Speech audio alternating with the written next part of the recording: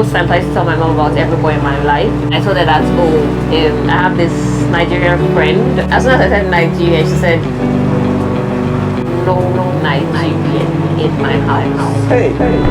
First things first, I was supposed to have, right? And I think they already knew. So, which was a very delicate situation. And I had to go and confront him and have a conversation with him, like man to man, to say, I want to marry your daughter. And I was doing this alone without like any parental backing.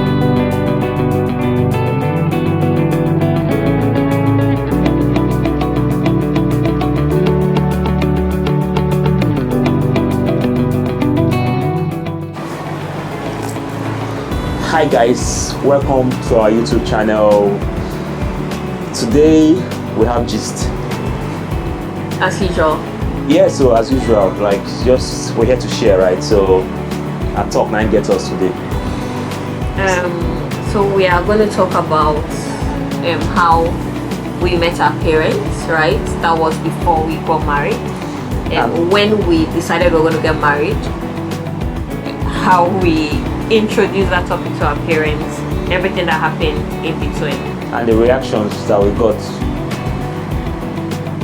Alright, so you're gonna start, right? I don't know. I think this story starts more from your side, if I can remember. But then I met your parents first. Okay, yeah, so you met my parents first. How was it? But I think it started from, I think the resistance. I think it's important for us to talk about like when your parents got to know that you were dating a Nigerian and like what kind of reaction you got, because they had met me before they had met me, right? Technically. Yeah. So how was it? Let's go down memory lane. And when I got to know Ehima, you were friends, right? I'm here. We're talking about Ehima like. So when I got to know you, yes. And we were friends, but then we had not even started dating.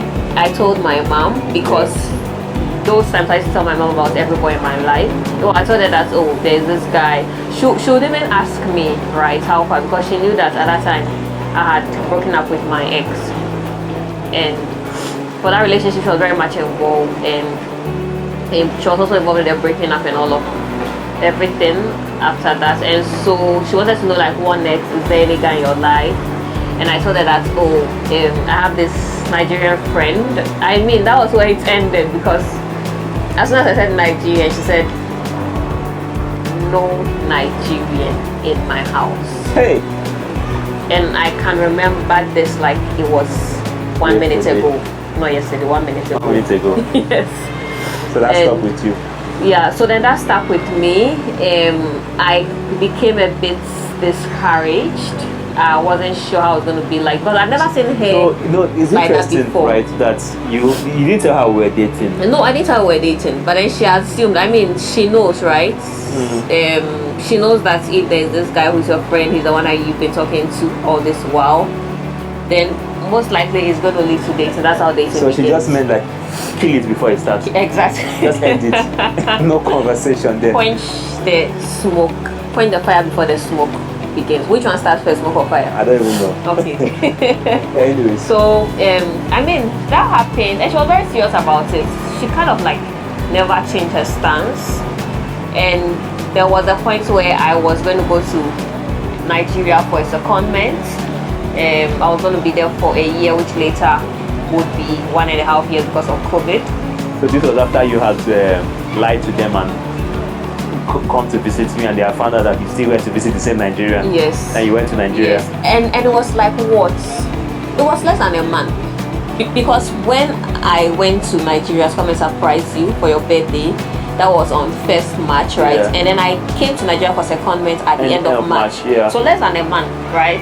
But in between this period, so things were not very smooth then. It was very rocky, our relationship. Because then there was this lie that they had just discovered. If you had seen our previous video, and we talked all about this lie. If you haven't seen it, go watch our previous video. And basically what happened was she actually was not in support of my secondment to Nigeria. There were a lot of things that she was telling me about it. She said spiritually she was not sound or comfortable about it. She's a very spiritual person. Yeah, and I wanted to know her thoughts in terms of logic, right? I didn't get that, and I just knew that probably because of this, and I was not going to go back on that decision at that point in time. It wasn't like I was strong-headed. It was like I had made up my mind at that time, and I didn't think I was going to go back on it. So I went for the secondment to Nigeria.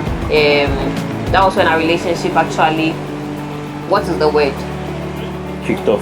It actually really kicked off because they Yeah. were in the same location, same vicinity, and everything.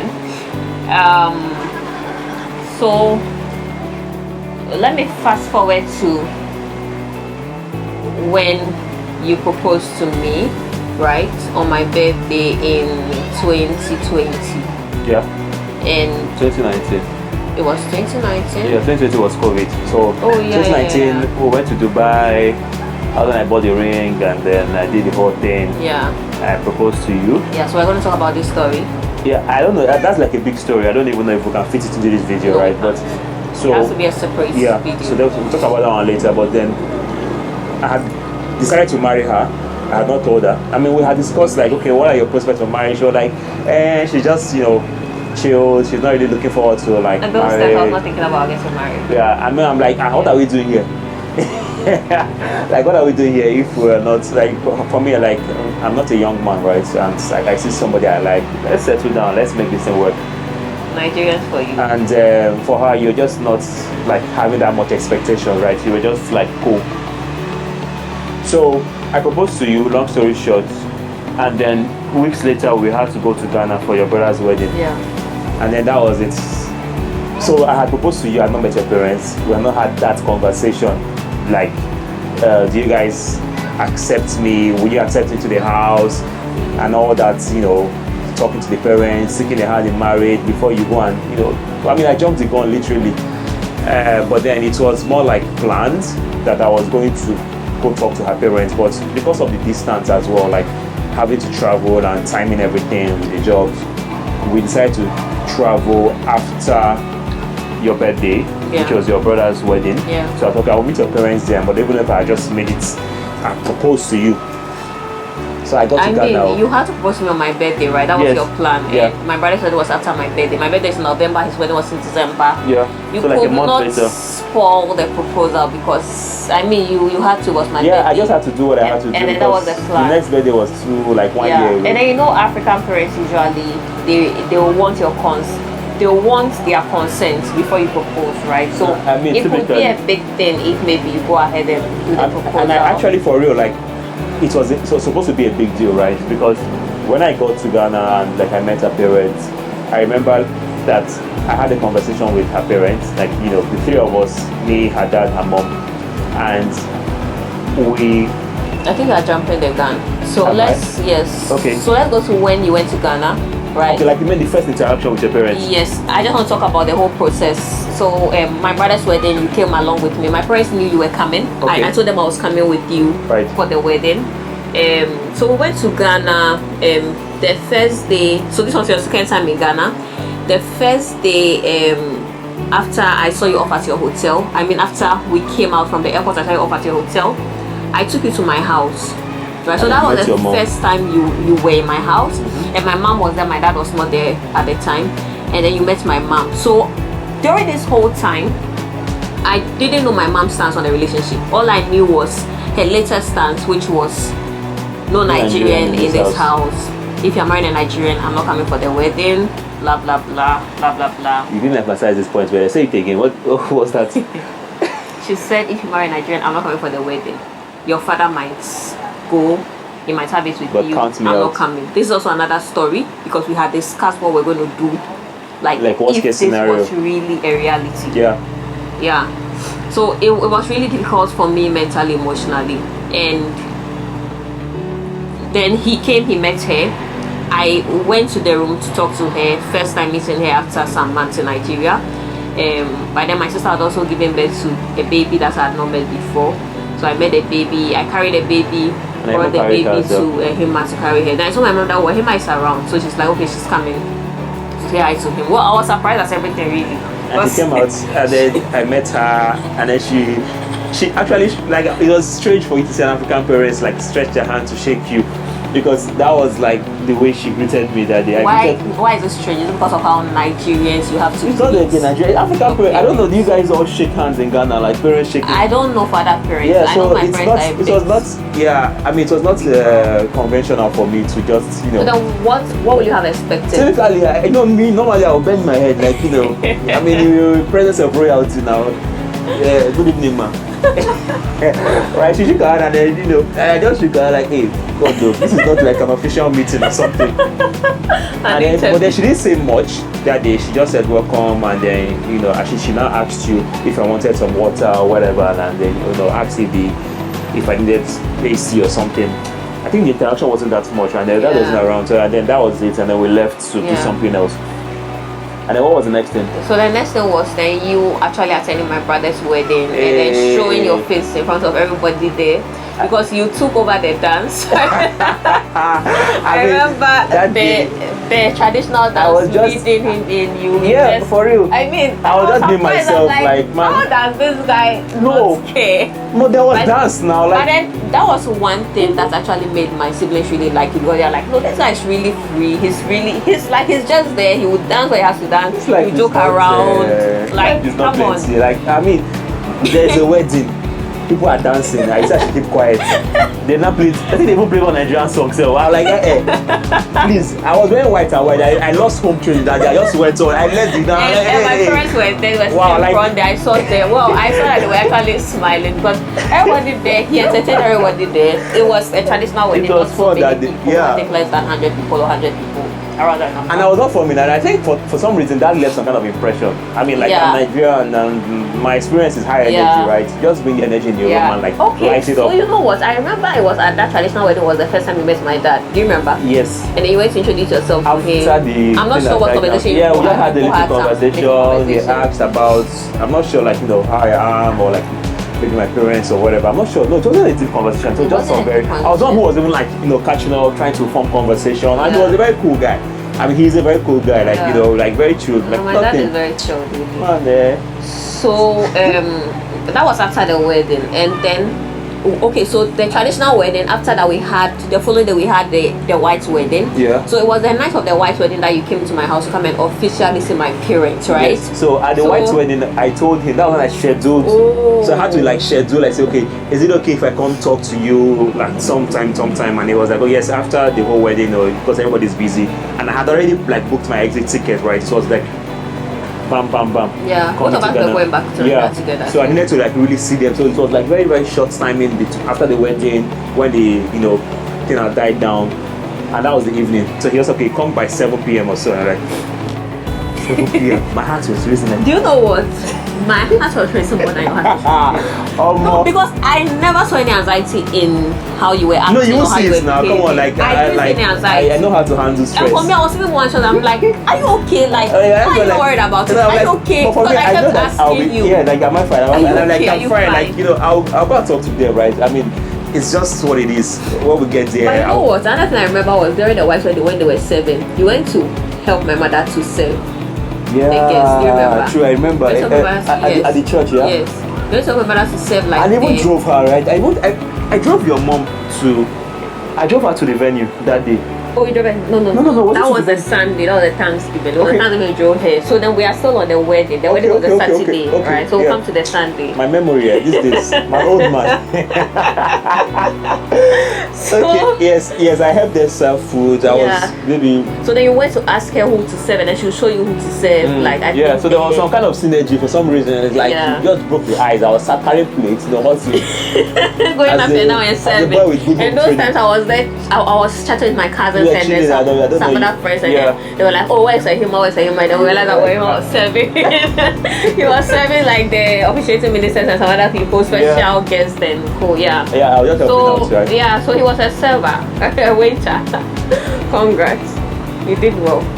You have to do what we have to do. Yeah, so but, I mean, then that one I was night, not though. So let's talk about the night when after you have scheduled the official meeting with my parents, and then came to the house to come and meet them that night after the wedding. That one, So I mean, this was I didn't expect it to go the way it went, right? So first things first, I didn't even know what we were going to talk about. I didn't have any agenda, right? But in my mind, I knew I needed to talk to the dad and ask for her hand in marriage.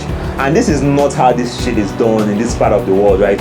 Normally, I should have gone there with my parents. Like, you know how we do it in Africa, right? I will go there with my dad, my uncles, everybody, and I'll sit in one corner, right? And my parents will be the one to speak on my behalf to say, our son has noticed the flower behind your garden and we want to come and pluck. You know those normal things they do. But this one was a different thing because first things first, I was proposed to her, right? And I think they already knew. So, which was a very delicate situation. And I had to go and confront him and have a conversation with him, like man to man, to say, I want to marry your daughter. And I was doing this alone without like any parental backing or whatever. And I was sitting in my room and my heart was beating boom, boom, boom. Like my heart was literally my tongue. Because we are thinking like, okay, what will happen on this meeting? And then you were in the hall with them. Yeah. Are we going to fall back to plan B or whatever? And actually it was a long meeting. Yeah, it was an interview for real. Like it was like tech interview with like 6 rounds of anyways, like we started the conversation. They asked me about myself, asked me about my, asked me a lot of questions about like, maybe education, whatever. Asked me about my parents, what my parents do, what my mom does. And then he now says that I heard you had proposed to Paul, or like the way he dropped the bombshell, like boom, like okay, this is where I need to marry.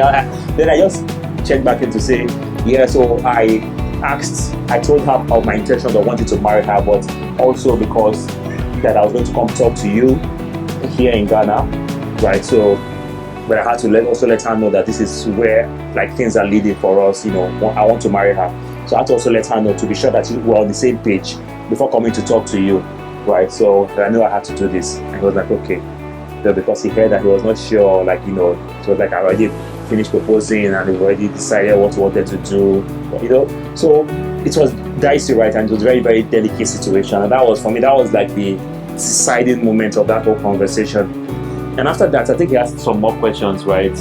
Asked what our plans, and then I think that was it. And then he now also asked your mom if she had some more things to add, and she was like, no, like he has already like said everything, and and then he said he wish you the best of luck, and I was like, it was like when you just get that job offer, like that's when I heard that we wish you with the best of luck, like you get that email and then like, you see, I was screaming in my heart. Like, the email is congratulations. Yes, we are happy to inform you. When you get those emails that say thank you very much, that is begin to thank you very much. You know that say thank you for your time with us. You just no, this one was that.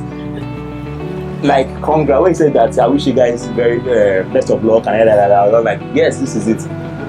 So that was how I reduced my tension, and like I was like calm.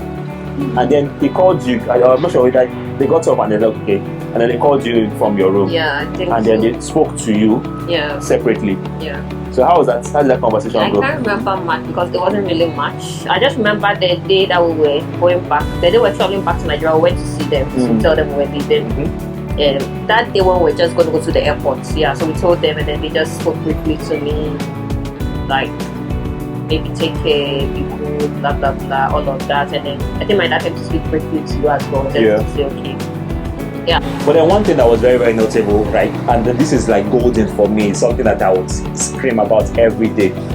Right, I spoke to her parents and I told them that I was going to come with my parents in, I think, January, right, to do a formal introduction, right, for like my family had to travel because so we can do the formal introduction and start planning and preparing for the wedding because we're going to get married, and I've gotten their blessings. And then what he said shocked me. He said that we can do that on the phone, that we don't have to travel all the way for that or we can do that on the phone, that we can find a way not to because it's going to be very expensive and it's going to be really, really stressful for them. That's so how about to find a better alternative where it doesn't involve them traveling. And for me, I felt like inadequate at that point because it's not real, right? Because it's not you don't see American parents, especially from the girl side, tell you that no worry, you don't have to do this, you don't have to stress yourself.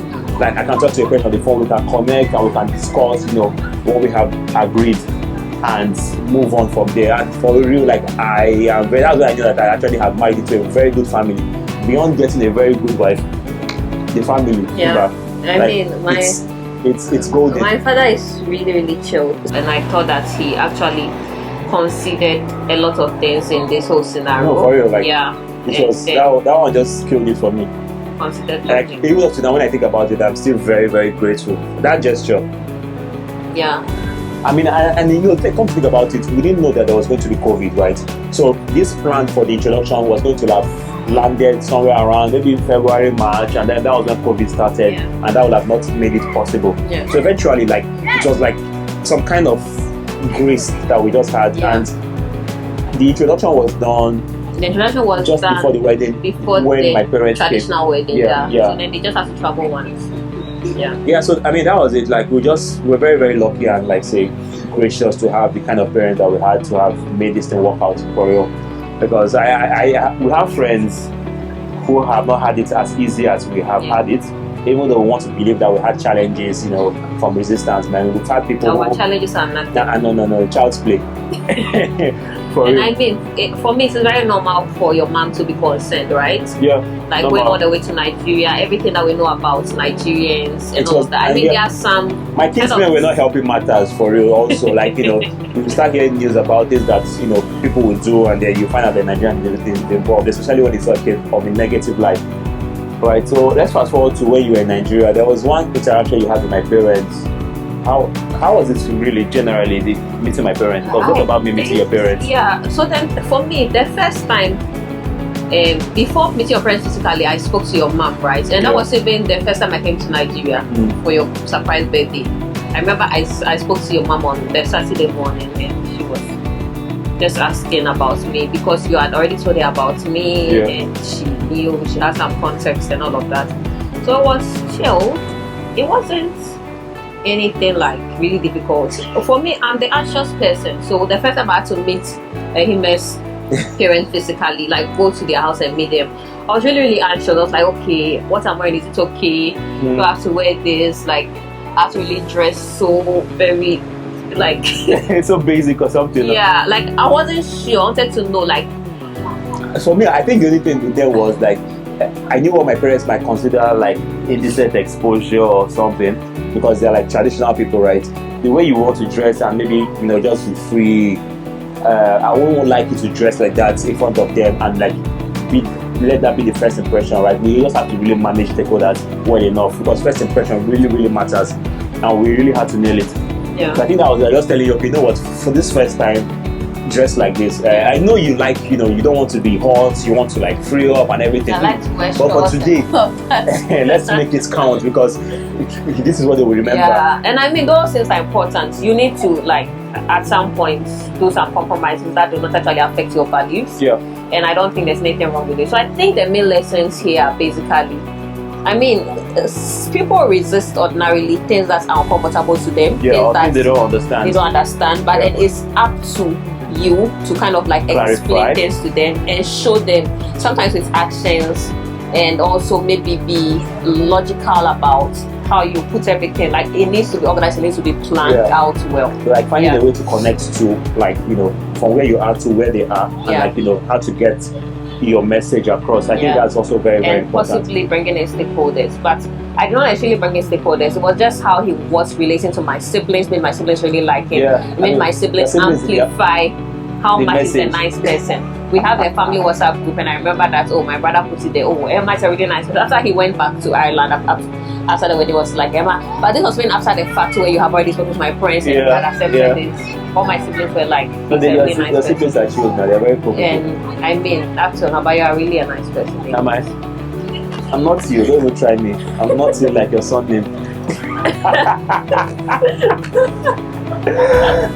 Yeah, so I mean, that's what it is, from like first point of contact, interactions with our parents, and you know, the interesting bits of it, the highs and the lows.